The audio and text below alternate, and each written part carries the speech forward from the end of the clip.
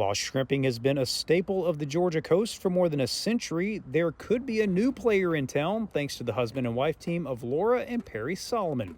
Coming off their first harvest season, the Tybee Oyster Company is a culmination of an idea years in the making.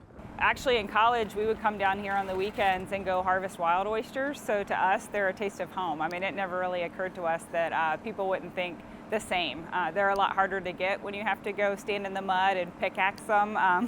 But you know, they're a taste of home for us. They're a phenomenal oyster, so we're really excited to see it on a plate in restaurants.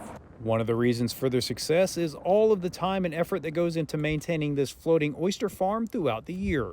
It's a production practice that allows for more quality control without sacrificing any of the nutrition. Floating oyster farm just means that instead of the oysters growing wild on the banks and clumps, they're actually floating on the surface of the water. And depending on what region you're in, you know, different areas do it slightly differently. But for us, they sit in that top part of the water column where all the nutrients and algae are flowing through. We have a lot of wave energy on our lease. The Tybee Oyster Company is a pioneer when it comes to promoting the oyster industry here in Georgia, as it is the first of what is likely to become many such businesses along the coast. 2019, there was legislation passed asking the DNR to create a framework for farmed oysters. The first leases were issued in 2022, and we're the first leaseholders farming, and that began in 2023. So from a regulatory standpoint, it's been a slow road, but with the support we're seeing, I think it's going to take off pretty quickly. Another reason for optimism is the acclaim these oysters are already receiving from both restaurants and their customers for its unique taste that can only be achieved by growing them here on the Bull River. We call them salt bombs. That is an apt name. They're very briny with kind of a sweet finish in the adductor muscle.